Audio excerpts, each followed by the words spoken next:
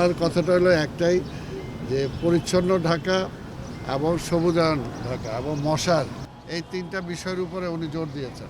তো দীর্ঘ 17 বছরে মানে কর্পোরেশনগুলোর যে অবস্থা করা হয়েছে সেটা দেখেন। যেমন আমারটা আমি বলি, উত্তরেটা মিন্টন সাহেব বলবে।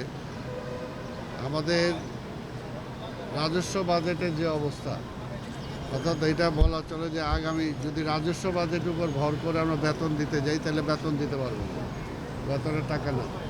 তারা এমনভাবে সব শূন্য করে দিয়ে গেছে।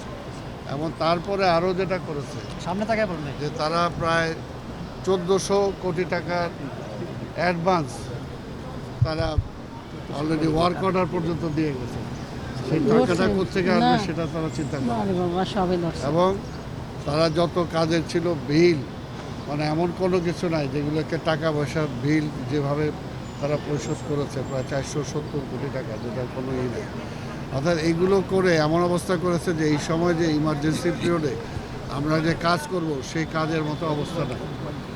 আর আপনারা জানেন যে নির্বাচন ছিল, এর আগে আন্দোলন ছিল, গত কয়েক মাসে তো রাজস্ব খাতে যেভাবে কালেকশন মানে আসার কথা টাকা পয়সা সেই অনুপাতে অন্যান্য বছরের তুলনায় এই বছর অনেক কম হয়েছে, যেটা হয়তো আপনার সামনে করতে পারবো। কিন্তু এই মুহূর্তে এই অবস্থার মধ্যে আমরা যেটা, তারপরও মাননীয় প্রধানমন্ত্রী বলেছেন আমরা ওনার কাছে আমরা বরাদ্দ চেয়েছি যাতে সিটি কর্পোরেশন চালানোর জন্য আমাদের সুবিধা হয় সেটার জন্য। এবং ওনাকে বলেছি যে আমাদের কনসার্ন যে মিনিস্ট্রি, লোকাল মিনিস্ট্রি, সেই মিনিস্ট্রিকেও যাতে উনি বলেন যাতে আমাদের বিভিন্ন পর্যায়ে বিভিন্ন প্রকল্পে বিভিন্ন কাজে যাতে আমাদের সহযোগিতা করা হয়। তো ওনার কথাটা হলো একটাই, যে পরিচ্ছন্ন ঢাকা এবং সবুজায়ন ঢাকা এবং মশার এই তিনটা বিষয়ের উপরে উনি জোর দিয়েছেন।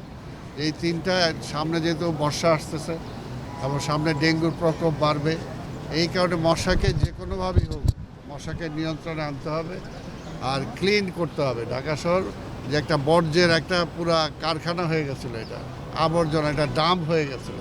আমরা দায়িত্ব নেওয়ার পরে আমরা দক্ষিণ বা উত্তর বা গাজীপুর সবাই মিলে আমরা চেষ্টা করছি যাতে অতি দ্রুত অন্তত আমাদের বর্জ্য ব্যবস্থাপনার একটা সুন্দর ব্যবস্থা আমরা আনতে পারি।